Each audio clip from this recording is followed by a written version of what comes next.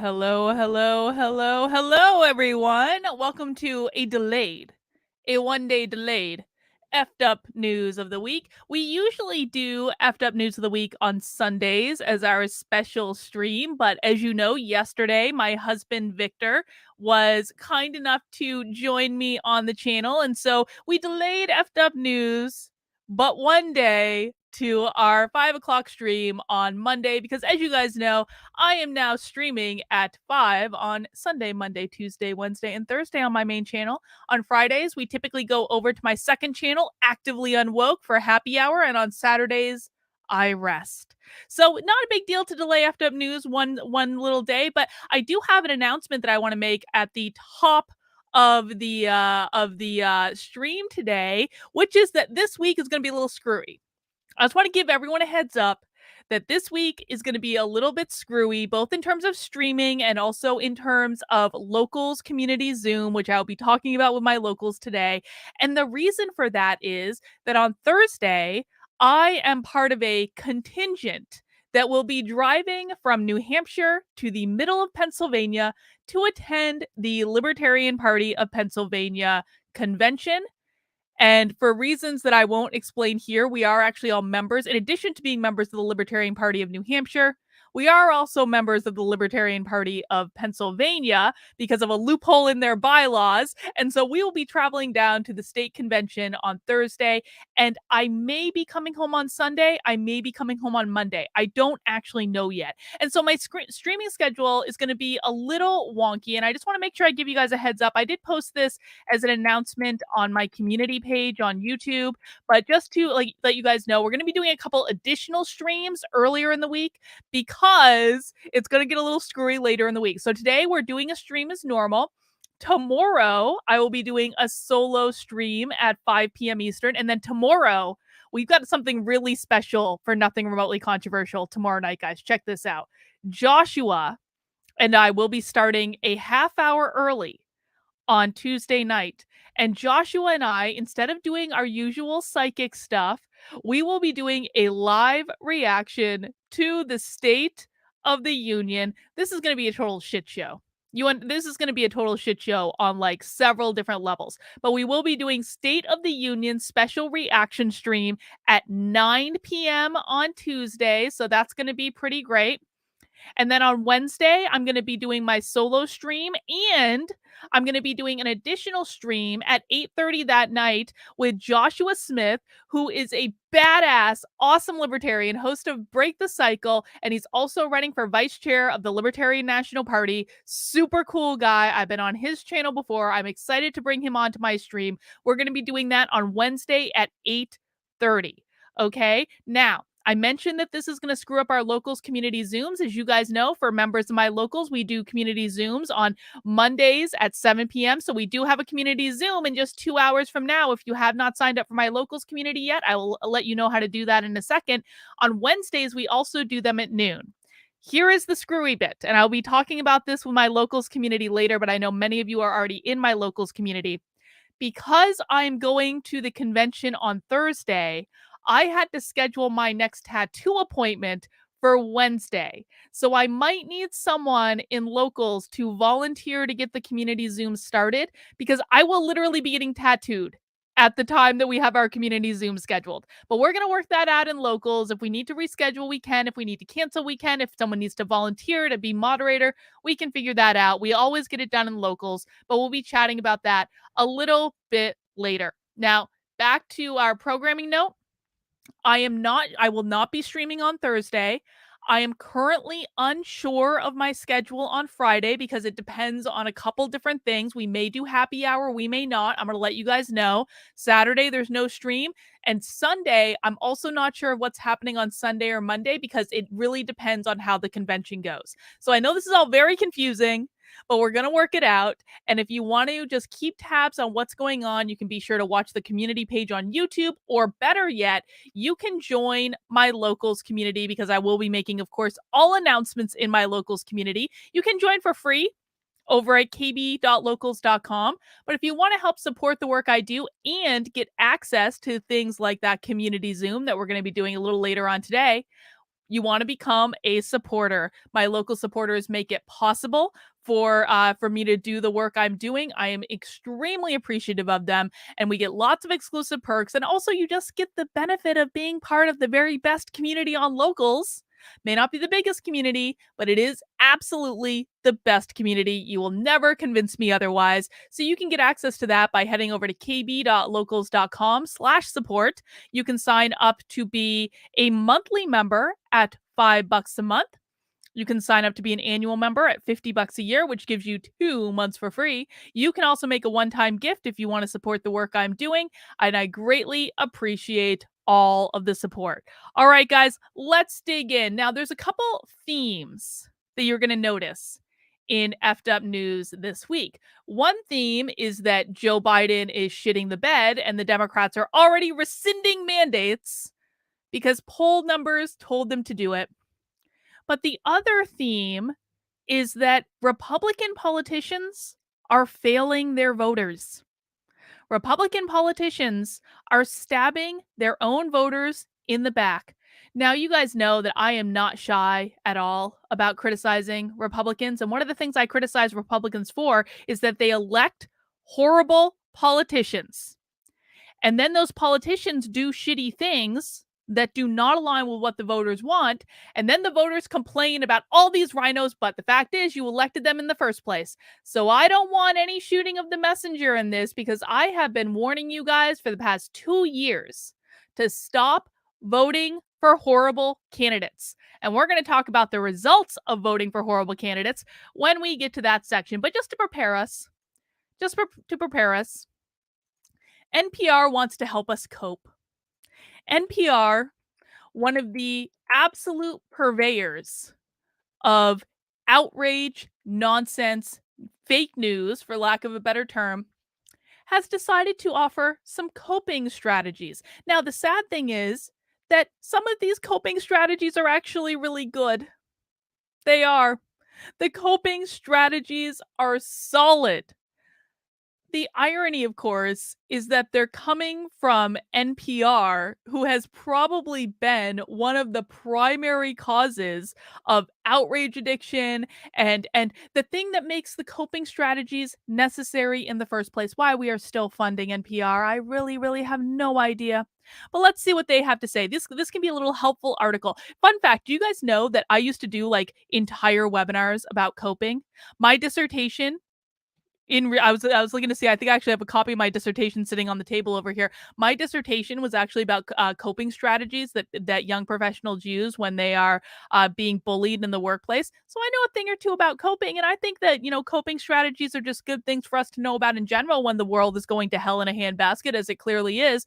There are two general types of coping strategies. You want to do problem-focused strategies, or you can have emotion-focused strategies. Generally speaking, problem-focused coping strategies are aptly named because they focus on getting rid of the problem, removing the stressor from your life, whereas emotion-focused coping strategies focus on mitigating the stress that the problem is causing, while not exactly doing anything to take the problem out of your life. So generally speaking, you always want to be engaging in problem-focused coping strategies, but what I suspect NPR is going to tell you are more emotion focused coping strategies, because problems coping strategies are actually designed to make your life better, where emotion focused coping strategies are designed to help you manage the stress that you're feeling, but you're not going to be able to keep it up forever. However, if we took the problem that NPR was causing and feeding all sorts of fake outrage news clickbait into the zeitgeist, as it were, then there would be no need for the coping article in the first place. So I'm gonna guess that these coping strategies are going to be more focused on emotion focused strategies than problem focused strategies, which means they aren't really going to actually solve the problem. Julius asks, is coping different from resilience? Yeah, coping is different from resilience. Resilience is how you move through obstacles. Coping is about how you manage the stress that different obstacles cause you. That's a different problem for a different discussion for a different day. George Andre Veloso Nunez says, NPR, we messed up. Here is how you deal with our mistakes. That's exactly right, George. Very aptly put. Let's see what NPR suggests for coping with bad news. Russia invaded Ukraine this week, and the world seems to have shifted. Even after weeks of bracing for an attack amid speculation, global tensions, and diplomatic attempts to starve off the invasion, the reality of conflict is always a shock to the system. There are so many more questions than answers. Perhaps the first batch on your mind: how did we get here? What does it all mean? Or maybe, what does this mean for my life? What can I do about it? Blah, blah, blah. While we wait for more information, don't forget to care for yourself in other ways. Now, even though we are mocking NPR, I do actually want to articulate that the coping strategies are good. I'm not knocking the coping strategies. In fact, let's talk about some of the coping strategies. So the first one is breathe. If you're feeling your body contracted or overheating, step away from whatever you're doing and take a deep breath. Here's a 5 finger breathing exercise that can bring you back to the moment. Or if you want to take it a step further, try these meditation and mindfulness exercises for beginners. I'm a very big fan of mindfulness. I think mindfulness can relieve an awful lot of stress in our lives, and breathing is one of those things that you do want to do. Listen, think about it just from a purely practical, like physiological perspective. Our body can go 30 days without eating. We can go 3 days without drinking water. We can't go more than a couple of minutes without taking a breath. Breath is something that our body needs. And honestly, masks in the past 2 years, one of the reasons I've always been so worried about masks is that we as human beings already have started breathing really shallowly in general. We breathe really shallow breaths. What we're designed to breathe are deep, full breaths that take the nose in through our mouth, goes all the way down our throat, through our lungs, into our belly, and then breathing out those nice, full breaths again. We've already gone from breathing those full breaths into breathing more shallowly. And then you add mass on top of that, and that's going to make it even worse. Those shortness of breath is going to cause your body more stress. So if you ever find yourself really tense, really pent up, one of the very best things you can do is just stop and take a couple of deep breaths in through your nose. Follow the breath, do a very mindful breathing exercise in through the nose. Follow the breath all the way down your throat, through your lungs, into your belly. Hold it for a couple of seconds and then breathe slowly out through the mouth. Very, very controlled. Do that 3 to 5 times. You are actually going to feel a lot better. You can even do it right now while you're listening to the stream. What you want to do is feet flat on the floor. Do not cross your arms and legs. You want your body open. You want your back perfectly straight. And just breathe in deeply and let it out. Breathe in deeply and let it out. This is really good advice. Next up, get moving. Do something that feels good for your body and helps get you out of your head. We've got a lot of tools to help, whether it's a deep cleaning or comfort decorating, creating a cozier space. I mean, I can understand that. Like what we experience in our physical reality reflects our mental reality, so that's all fine, well, and good. Nourish yourself. Basically, what they're saying here is go eat a dessert or something with a lot of fat in it that's going to make you feel good. I mean, food is comfort for a lot of people. Provides security for a lot of people. Think about it. Like when you're really stressed, a lot of people, the first thing that they do is they go right to the fridge. Now, as a lifestyle, that's not necessarily the thing you want to do. But in times when you're really stressed, go eat an ice cream cone or something. It will make you feel better. Stay connected. Well, don't stay connected with uppity family members who are only going to judge you for the way that you vote, but I will definitely co-sign their last one. Sign off. Remember that it's okay to not be plugged into the news. By turning off your alerts or checking your headlines once or twice a day, you may feel more grounded and prioritize yourself and your loved ones. Listen, I know I talk about the news all day, every day. But I do actually recommend, if you are feeling overwhelmed by the news and overwhelmed by what's going on in the world, stop reading the news. Stop watching the news. One of the reasons that I kind of was asleep for so long and it took so long for me to red pill is literally probably between 2015 and beginning of 2019. I didn't really watch the news. I really didn't. I managed to lead a fully functioning adult life without worrying what was going on with the chaos in the world. And then all of a sudden one day I'm knitting and the news is thrust into my knitting feed and then I can't help but look at it. But It is possible to live a normal and full life without knowing what's going on in the headlines at any given moment. I promise you, try taking a week off from the news. You're going to feel a whole lot better. Now, the trade off to that is that you might not know what's going on in the world, but it really does help at the end of the day. So, NPR, a little sketchy for why they're giving us these tips because they're causing a lot of the problems, but reasonably good tips to follow. All right, let's dig into the good stuff. So, tomorrow is Joe Biden's first official State of the Union, because the one last year wasn't really the State of the Union because he hadn't been president before. But now we have reached the State of the Union, and Joe Biden's poll numbers are in the toilet. Let's take a look.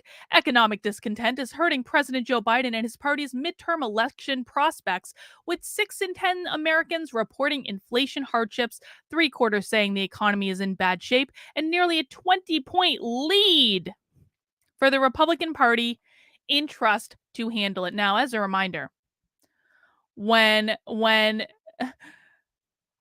hang on, just putting someone in timeout in the chat. When the Republicans win in the midterms, let's just be honest with ourselves. No one's voting for the Republicans. They are voting against the Democrats. This is going to be really important because if Republicans act in after the midterms like they have some resounding mandate for whatever their platform is, they are going to end up shooting themselves and by extension all of us in the foot when it comes to 2024, because no one is voting in favor of the Republicans. They are voting in opposition to the Democrats. I don't even know what the Republicans stand for anymore, which I'm going to prove a little bit later. But if the Republicans do not learn this lesson, then I promise you we are going to have a lot of problems when it comes to 2024.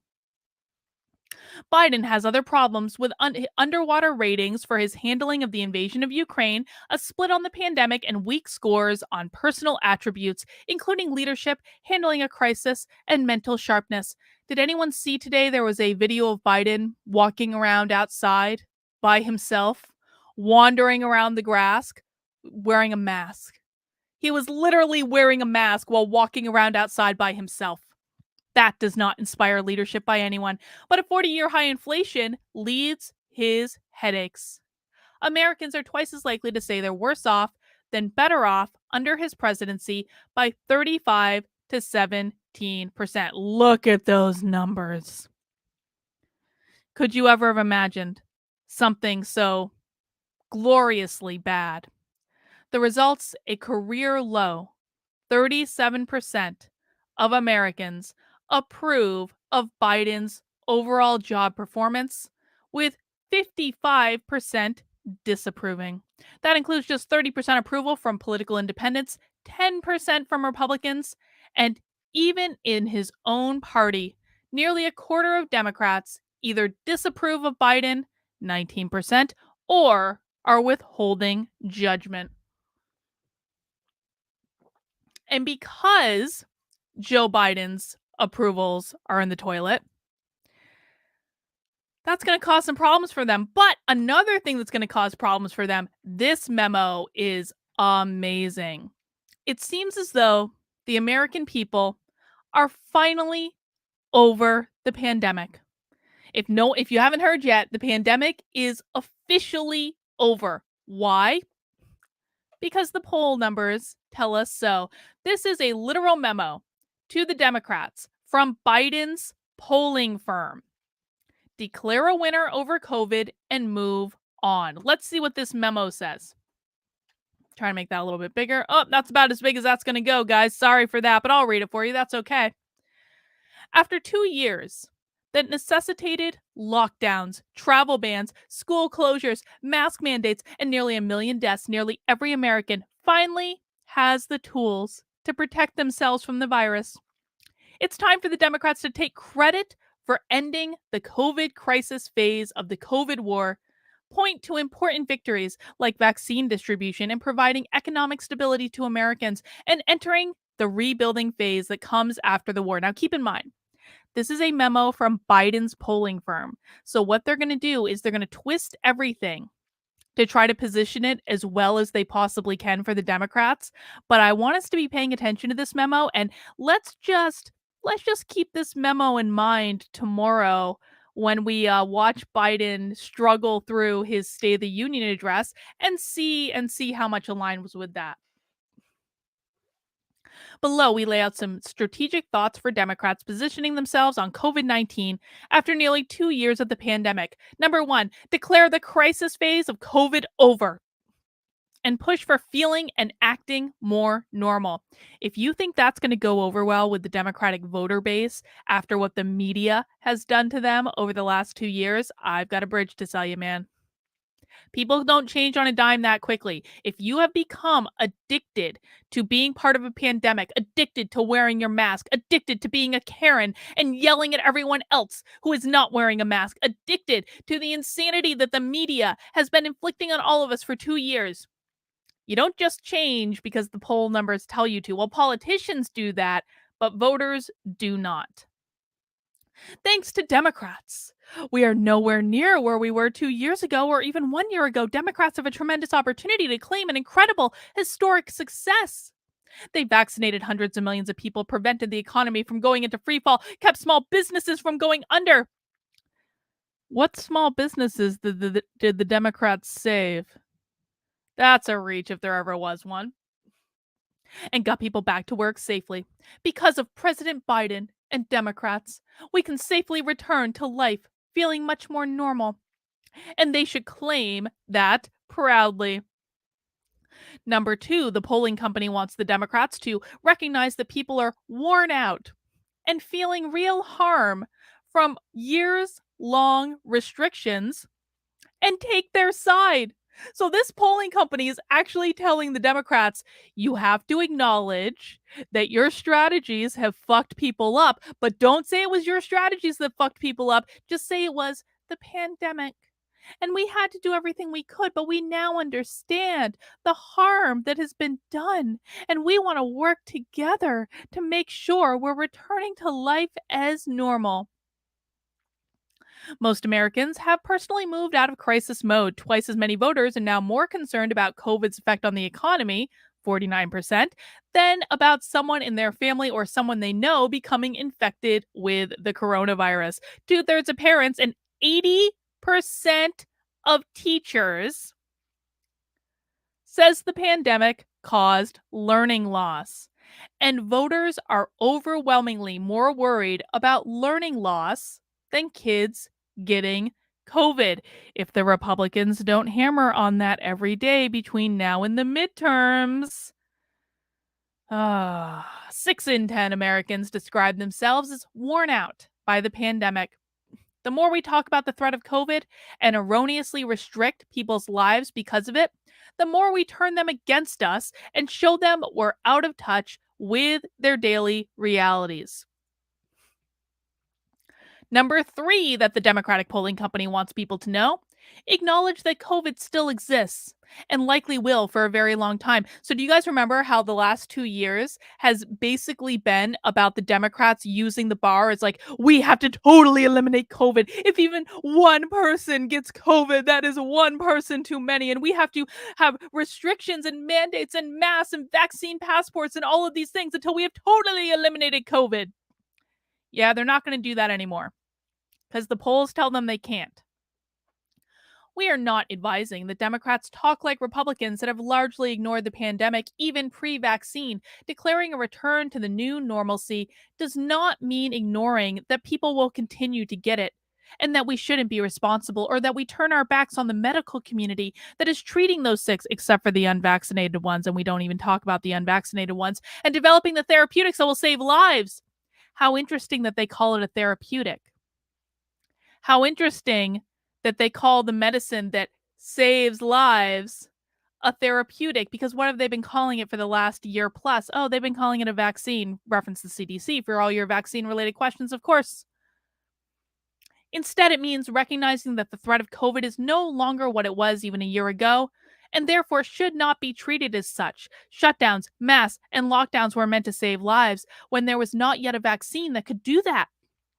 Voters knew that we now have the tools in the toolkit to be responsible in combating and living with COVID, and vaccines and boosters to minimize illness, and masks and social distancing around vulnerable groups.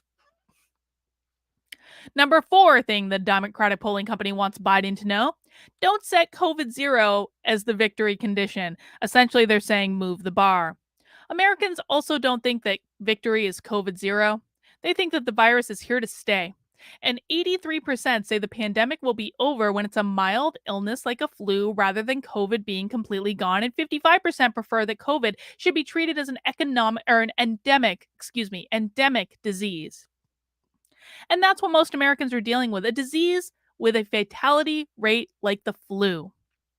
Check with the CDC for all COVID related information. I'm just reading what the Democratic polling company says, YouTube. I didn't write this memo. Take it up with them. Because most of us took personal responsibility to protect ourselves and our families by getting vaccinated. Americans also assume they will get COVID. 77% agree that it is inevitable that most people in the US will get COVID 19. And 61% Americans who have never tested positive think they are likely to be infected over the next year. And thanks to the work the Democrats have done in the past year, despite believing contracting COVID is inevitable, most people are no longer fearful. And finally, the Democratic polling company advises that Joe Biden and the Democrats have got to stop talking about restrictions and the unknown future ahead. If we focus on how bad things still are and how much worse they could get, we set Democrats up as failures unable to navigate us through this. When 99% Americans can get vaccinated, we cause more harm than we prevent with voters by going into our third year talking about restrictions. And if Democrats continue to hold a posture that prioritizes COVID precautions over learning how to live in a world where COVID exists but does not dominate, they risk paying dearly for it in November. So, yes, Sin says 15 days. 15 days.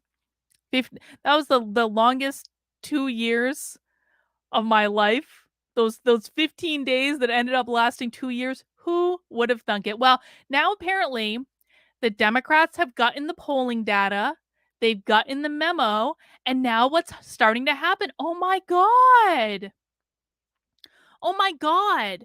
As if by magic, as if the clouds parted and the sun shone through and you could faintly hear the Hallelujah chorus singing off in the sky.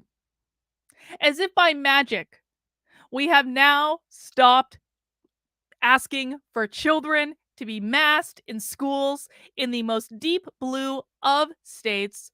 This just announced earlier today: New York to lift statewide mask mandate for schools this week. What could have possibly happened? What could have possibly happened to cause New York to finally say, enough, enough. We simply can't do this anymore? Was it their concern for small business?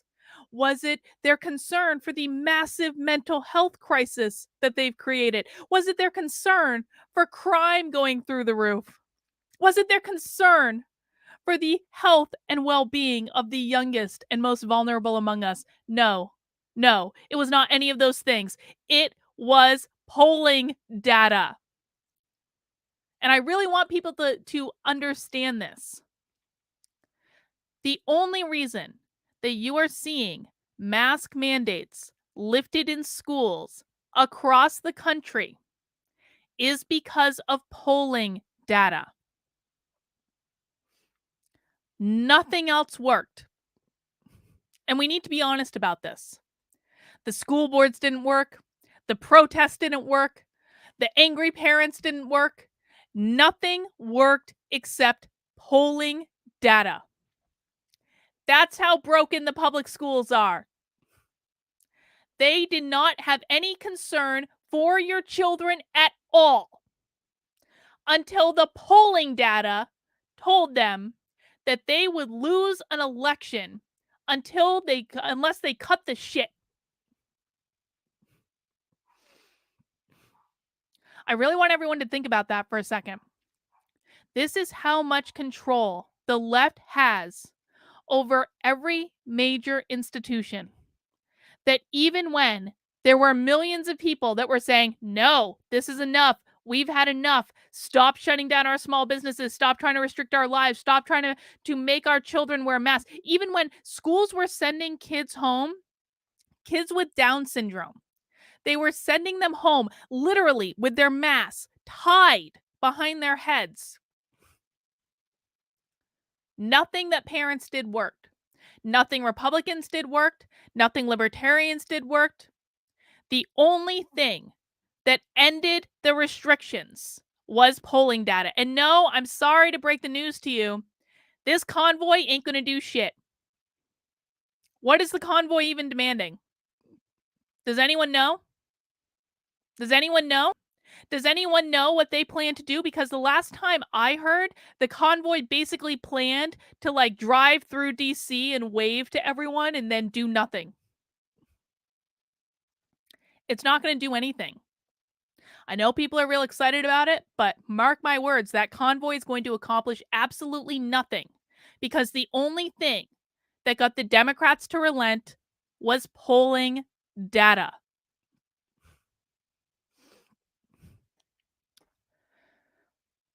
They even did this knowing.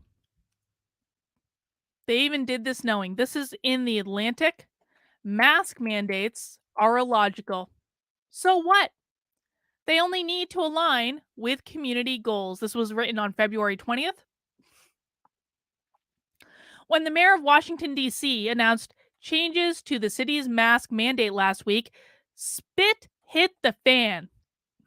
As of March 1st, district residents will need to cover up in order to attend school, to go to a library, or ride in a taxi. Again, this was written last week before they got that polling data. But gyms, sports arenas, concert venues, and houses of worship, all the places people like to breathe or sing or shout in close proximity, will be facial free-for-alls. Well, that doesn't sound like porn, does it?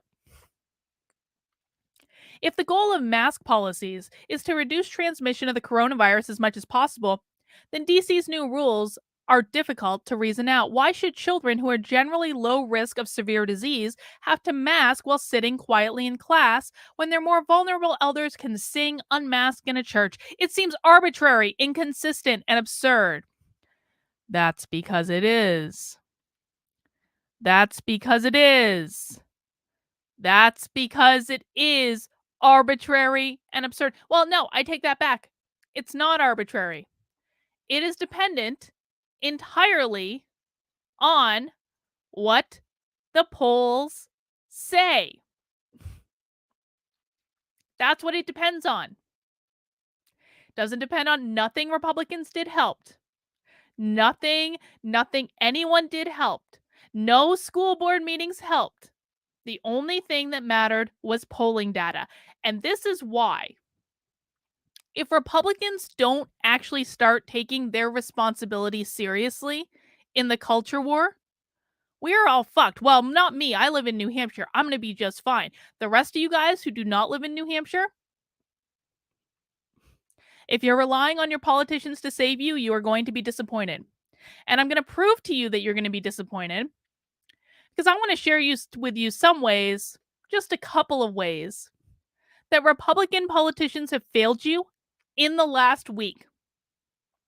And the reason I wanted to share this is because if you do not stop voting for horrible, ineffective candidates, then you need to stop complaining about the state of the country. Because you're literally voting for this shit. You're literally voting for it. Every single time you vote for a horrible candidate, you are voting to get stabbed in the back. Let me just give you a preview of some of the stories we're going to talk about. 1, a national vaccine pass has quietly rolled out and red states are getting on board. 2, Rochester schools monitored social media and called parents employers. That's not really a Republican thing, but we're going to get to Georgia. Georgia Republicans kill school choice because the bill hurt their feelings. And then in Wyoming Republicans block critical race theory ban in pre-K through grade 12 schools. Congratulations, Republicans. Your politicians are allowing vaccine passports. They're killing bills around school choice, and they're killing bills around critical race theory. These are your politicians. These are your elected leaders. And so we're going to talk about all of these things. But do not kill the messenger. I've been warning you guys about this for 2 years, and now we're seeing the result of voting for shitty politicians. Sometimes you need to let them lose. George Andre Velasco Nunez says, the most important thing for career politicians, all of them, is their popularity. Just like the mean girl from high school, nothing else works. That is exactly right. If you aren't focused on changing the culture, you should expect more and more and more and more of this. All right, let's take a look at our first one. And again, I will remind you to refer to the CDC for all your vaccine-related information. A national vaccine pass has quietly rolled out, and red states are getting on board. This was on April 24th, so 4 days ago, from Forbes. Even as the Omicron variant loses its grip on the world, destinations continue to require travelers to show proof of vaccination, and increasingly a paper CDC vaccination card is not cutting it. While the United States government has not issued a federal... Listen, I want to address this. We have term limits. There are elections. Stop voting for shitty candidates. If you don't vote for a shitty candidate, you're going to create a term limit relatively quickly. When the United States has not issued a federal digital vaccine pass, a national standard has nonetheless emerged. To date, 21 states, the District of Columbia, and Puerto Rico are offering accessibility to Smart Health Card, a verifiable digital proof of vaccination developed through the Vaccination Credential Initiative, a global coalition of public and private stakeholders, including Microsoft. And no one was surprised. Salesforce, Oracle, the Mayo Clinic, and other health and tech heavyweights. And you can see here the states that are starting to launch. There is already an impressive widespread availability of smart health cards in the US. More than 200 million Americans can now download, print, or store their vaccination records via a QR code. The second argument for adopting digital vaccine verification systems is one that is swaying red state governors. Having digital access to personal health records empowers the individual. More than a dozen states have launched their own smart health card-based portal, including at least 7 others, including Arizona, Mississippi, and West Virginia. Have turned to a third party. Minnesota has chosen Docket, another third party option. Most right-leaning states offering smart health cards do it quietly without any fanfare. But big red South Carolina expects to roll out a portal for smart health cards by the end of March. This isn't a passport. This is essentially a COVID card that people get at their convenience because it's their record. Oh, no, it's not a passport at all. It's just a digital thing that looks and functions exactly like a passport. Why would we consider this a passport at all? I just have no idea why anyone would have that idea. Alaska Man 2 says, come to our state and run for Congress. I can't, dude. I live in New Hampshire, and I'm already running for governor in New Hampshire. I can only run for one office in one major state at a time. But I appreciate the sentiment. Utah was one of the first red states to get on the smart healthcare cards train. For former governor Mike Leavitt, a Republican who was the Secretary of Health and Human Services under George W. Bush administration, the issue boils down to individual rights. There's always a question about who owns the data and rights to access that data. But one thing is unchallengeable, and that is I own a right to have my own data and to have it in a form I can present conveniently for the kinds of things I want to do. Doesn't that sound a little like a passport? To say you just want to have some digital device that you can conveniently present for things you want to do? Sounds kind of like a passport for me that Republicans are pushing. Not in my state of New Hampshire, but looks like look. I mean, you can look at this map and see if your state's on it. There we got Oklahoma right there. What's going on in Oklahoma? That's just weird. South Carolina, West Virginia. Yep. Red states bending over and taking it, of course. But that's not the only place they're taking it, because if you think that the polls, listen, this is not a Republican specific article, this is just messed up. But if you think that the polls are only controlling things around vaccines and COVID and things like that, no, absolutely not. The polls that the Democrats are seeing, not the Republicans, because the Republicans don't follow strategy at all in any way. The polls that the Democrats are seeing are also controlling every other major thing in the schools. Every other major thing. So let's talk about some of the messed up stuff going on in the schools. Guys, please mount that like button if you haven't already. Let me just check in on Odyssey, over on Rockfin. Looks like things are working there. Let me check in over on Rumble. I do stream on Odyssey, Rockfin, and Rumble every single day. So if you are sick of YouTube, you have those options as well. But of course, the chat is really the best on YouTube. Let's read this messed up story. Check this out. Rochester schools monitored social media and called parents employers. Why does any school administrator have the time to monitor parents' social media? Makes no sense. Was Rochester Community Schools simply being vigilant and looking out for the best interest of the district, or did it step way over the line? That question arises in a lawsuit in U.S. District Court in Detroit. Detroit News reporter Jennifer writes. The superintendent of Rochester Community Schools monitored the social media of parents who criticized the district, and he and a deputy reported posts to at least 2 employers and 1 police department, the superintendent has acknowledged in a deposition. One of those parents was fired shortly after the district contacted her employer about a posting.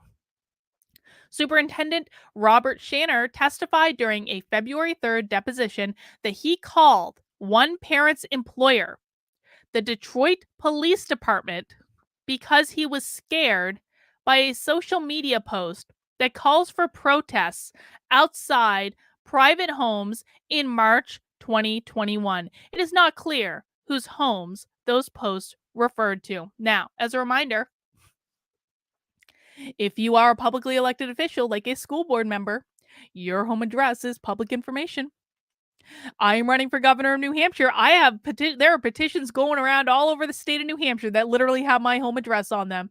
Since my home address has already been doxxed all over the internet, it is what it is, and we have plenty of guns. But that's just the way things go, man. It is the way things go. The suit, filed last May, says parents Elena lost her job at Blake's Hard Cider in December 2020 after Board of Education President Kristen Bull called her employer to claim that she was participating in a group threatening the district. So we literally have school boards that are completely out of control. We have principals that are completely out of control, that are monitoring parents' social media and calling their jobs to try to get them fired. So a logical choice to this, a compromise. Now you guys know I'm in favor of complete defunding of the public schools. I want them completely defunded and gone.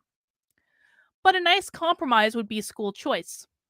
School choice is literally in the Republican Party platform. So, do you think that a Republican politician who's elected by Republican voters should support school choice? Well, apparently not in Georgia.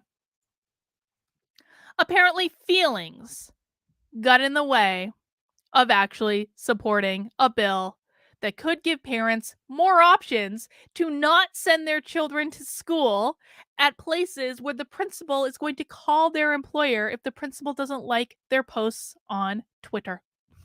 This is real. This is real. This is in the Washington Examiner. Georgia Republicans had their feelings hurt by a mail flyer campaign. Georgia children will now pay the price. Georgia Republicans withdrew a bill that would have established a $6,000 per student voucher program, expanding school choice in the state. Why? Because they disapproved of a flyer campaign by the American Federation for Children, an organization that supports school choice. According to the Georgia House Speaker David Ralston, the flyer campaign attacked Republicans very vigorously. The flyers called on some Republicans not to give into the radical left and advised people to contact the office of these lawmakers. Why this is so offensive is not entirely clear, because it was not clear whether the bill would pass. Ralston himself says it was going to face a competitive vote, meaning the group was trying to tip the scale and wasn't just pestering Republicans for no reason. But, oh, why do I have a big ad on my screen? Jesus. But Republicans apparently decided that the act was so offensive that it would simply tank the bill. I'm going to tell you guys this. The same thing happened in New Hampshire. You guys know how I'm constantly complaining about how Chris Sununu fucked up the anti-CRT bill in New Hampshire last year. He likes to take all the credit for it. It's like, we don't allow critical race theory to be taught in schools. Well, we actually do, because Chris Sununu himself screwed up the bill. And he screwed it up by having his Republican cronies take out key components of the bill. Now, they took those components out in the Senate, and what was going to happen in New Hampshire was the sponsor of the bill was going to try to fix it during a reconciliation process. He had offered an amendment to the bill that would have fixed the loophole. They're now having to fix it in the legislative process because the Republicans were so pissed at the bill's sponsor for a statement he made about taking away the governor's emergency powers that they refused to even consider the amendment. The Republicans in New Hampshire very literally screwed the anti-CRT bill in New Hampshire, and now in this legislative session, they're having to go back to try to fix the thing that they should have damn well fixed the last time because they were miffed that someone didn't want the governor to have unlimited emergency powers. This is literally how this works. This is how this works. Juliet says, what I'm tired of is voting in good people that just bow down to the scum in office. Well, I'm going to be honest, Juliet. I have ragged on multiple candidates. Well, they were candidates saying Republicans shouldn't vote for these people. They're bad candidates. Republicans shouldn't vote for these people. Republicans shouldn't vote for these people. It is crystal clear if you look at the candidates. And every single time I have been correct when I've said that. And every single time what I'm told is, Carlin, you're just a leftist that's trying to trick us. So no, I don't believe the Republicans are by and large voting for good candidates. There are select good candidates out there. And I'm going to say Marjorie Taylor Greene cozying up to Nick Fuentes doesn't actually get my support on that one, because she's trying to cozy up to the most extreme among the right. But there are warning signs over and over and over again, and Republicans like to ignore them. Or when people point them out, they say, you're just a leftist that are trying to trick us. Stop telling us to not to vote for people. You just want us to lose because you are a leftist. They make up every excuse in the book. And then stuff like this happens. And everyone wonders why. I was screaming about Chris Sununu and how much of a rhino he was for months and months and months and months and months. And this was all happening while the establishment was trying to prop Chris Sununu up as possibly the greatest governor in the history of governors. That was what was going on in the Republican establishment.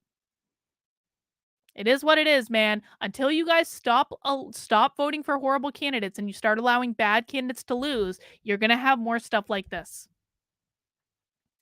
The Georgia Republicans apparently decided the act was so offensive that they would simply take the bill. The voucher legislation would not move at all in the Georgia House of Representatives this year, period.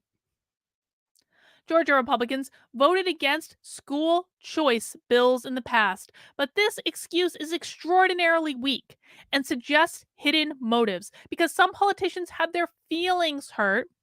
Children and parents will once again be put last. Maybe the campaign was stupid, pointless, and counterproductive, but in what way does hurting the pride of a few politicians justify depriving parents of options when it comes to their kids' education? This is far worse than Utah GOP Governor Spencer Cox using school choice as a political tool for teachers' salary negotiations. Georgia Republicans, who have repeatedly failed to pass similar versions of the current bill, are offended that a group is pushing them to finally pass one. They are so offended that they are simply taking their ball and going home.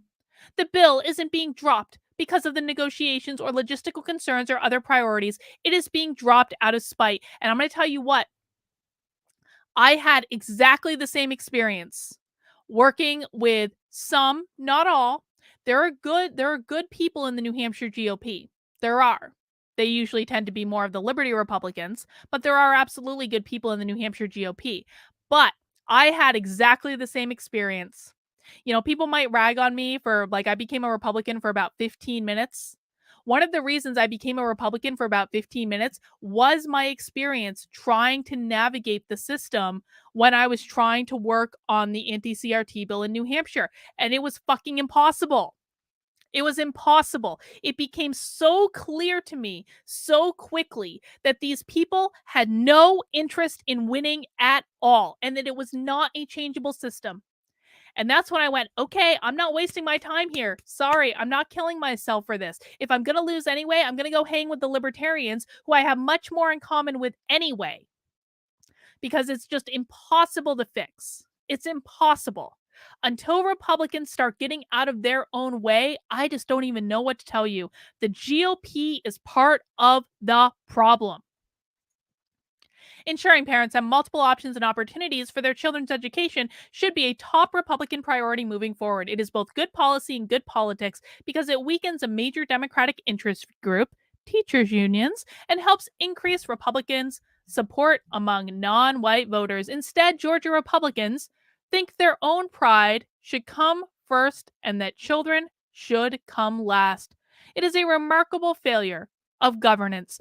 Even if the hurt feelings explanation is more than just a cover story, it should be completely unacceptable for GOP voters. But that's not the only place this is happening. This was from last week. I'm sorry I didn't get to it last week, but I think it's important to go back, take a little look. Wyoming Republicans block critical race theory ban in pre-K through 12 grade schools. What possible excuse? Republicans control Wyoming. You cannot do anything in Wyoming if you're not a Republican. They control Wyoming. What possible excuse could they have? Wyoming's majority House GOP House of Representatives failed to introduce a measure Thursday seeking to bar the teaching of critical race theory in public schools, and Republicans who led the ban effort tell the Daily Wire that it is all very unfortunate. Yes, it is unfortunate. It is unfortunate when the Republicans literally control everything and they still can't get it done. Julius, I live in New Hampshire. I do not have to work with you to get things done. I do not. In New Hampshire, the Republicans have to work with the Libertarians to get things done because we actually have political power here. So no, I do not need to work with the Republicans to get things done. If the Republicans don't want to work with us, then we can pretty much screw them if we are so inclined to. So no, that's not the way it works here. Sorry. House 97 required a 2/3 majority to move through the legislature. 35 lawmakers voted in support of it, while 24 did not. The proposal banned public school employees, administrators, and teachers from using public monies for instruction that presents any form of blame or judgment on the basis of race, ethnicity, sex, color, or national origin. Under the bill, teachers would have been prohibited from teaching that any group is inherently superior or inferior, inherently racist, sexist, or oppressive, that the United States is systemically racist or sexist, and more. CRT, a left-wing ideology, blah, blah, blah. No, this anti-CRT bill is a pretty standard anti-CRT bill. So, no, it's not unconstitutional at all in any way. The Republicans just failed. Let's just be honest for a second. The Republicans failed. That's what happened. The Republicans failed. They failed to do their job. They failed to do the things the voters elected them to do. Stop making excuses for them. They just failed. If you cannot get an anti-CRT bill passed in Wyoming, you have absolutely, abjectly failed at some level. They either failed when the bill was written, which is still a failure on their part. They failed when they were trying to get the votes for the bill. They failed with doing what their voters wanted them to do. On some level, they failed. If they failed when they wrote the bill, that is still a failure of those politicians. They still failed. Republican Representative Chuck Grave Casper, who sponsored the bill, told the Daily Wire that race-based curriculum is inconsistent with Wyoming values. I think this bill would have handled that issue. It would have banned it. The language was strong, and unfortunately, we were not able to get it done. Republicans who voted against the ban did not return calls because they're cowards. Well, Representative Sandy Newsom, a Republican lawmaker representing the 24th District, denied in an interview that the measure related to banning teachers relying certain students are racist because of their race, sex, or ethnicity. That's not what the bill addressed. Well, it is what the bill addressed if what this is saying is true. That's a pretty standard anti-CRT bill right here. That's pretty standard. So Sandy is a liar.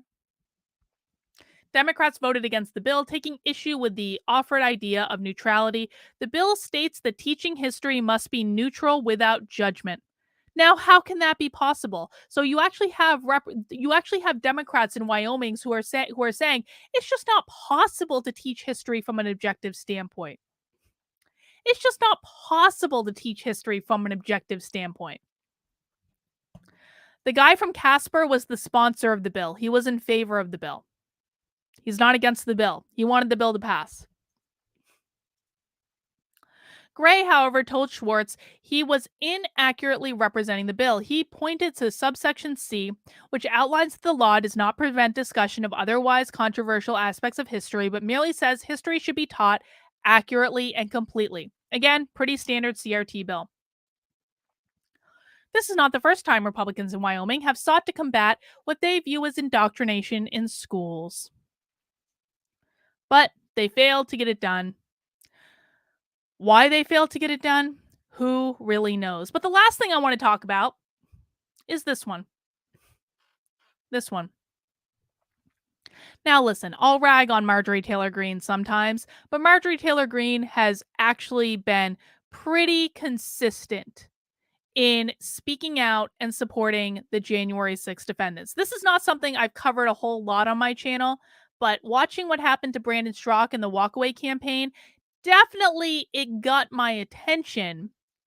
And I just wanted to make sure everyone knew about this. So this is a thread from Marjorie Taylor Greene from Twitter last night. Pretrial J6 defendant ended his life in jail.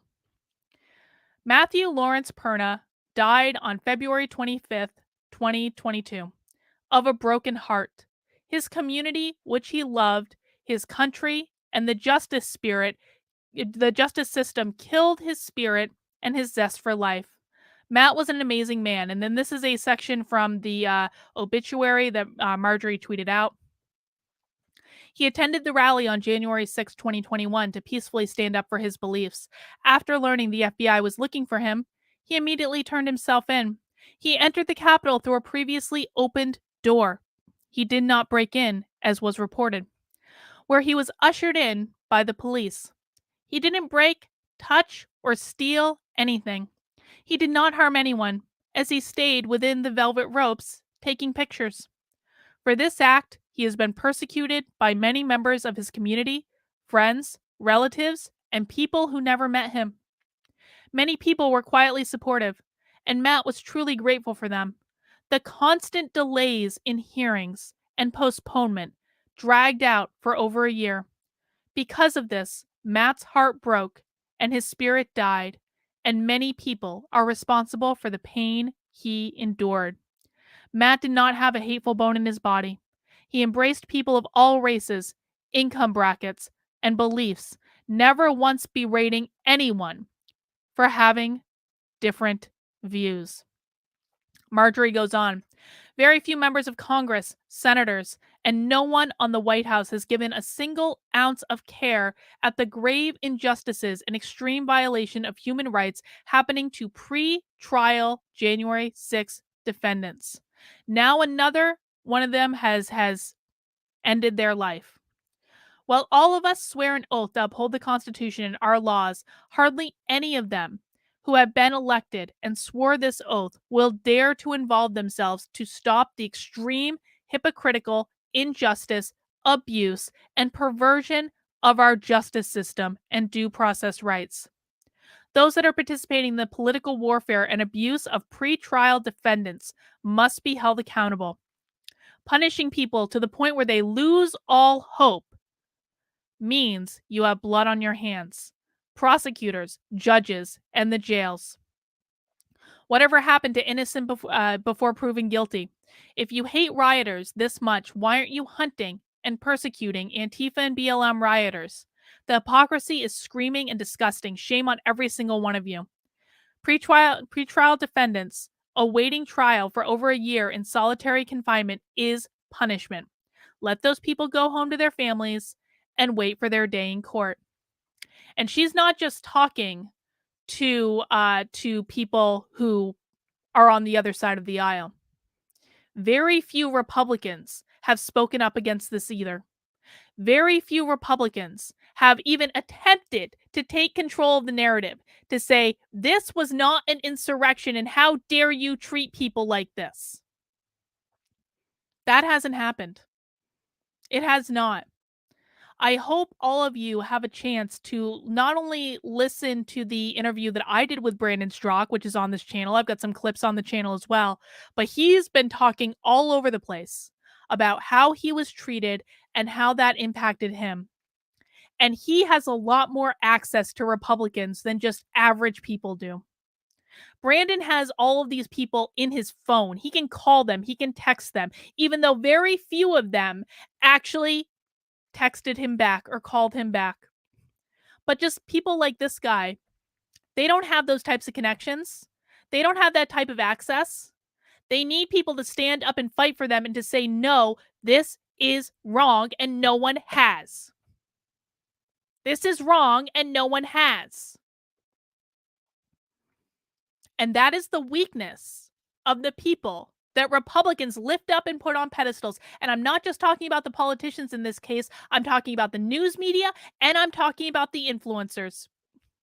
If Republicans had had any balls at all after January 6th, if they had tried at all to take control of the narrative, to say that no, the vast majority of people who were there that day did nothing wrong, and we will not apologize and we will not capitulate, just like the Democrats didn't do for months during 2020 when their voters were causing $2 billion of property damage.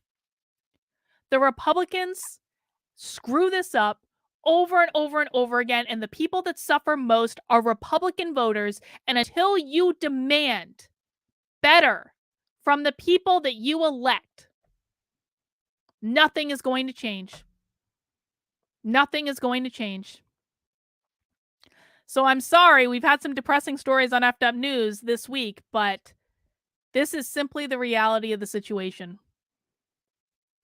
And if you don't want to hear it, if you're pissed at the messenger, if you're thinking in your head, how dare Carlin rag on conservatives and Republicans? She's just a leftist. She never really left the left. She never changed. These are your politicians. These are your leaders. How are they serving you? What have they done to earn your vote? To me, This is probably one of the most fucked up things we could possibly talk about. People who continue to elect horrible politicians for office who never follow through on any of the promises that they made, and they continue to be funded and they continue to be lifted up as heroes even though they're not. I don't understand it. I don't understand it at all. But I do always like to end with a bit of a funny article or a lighthearted article.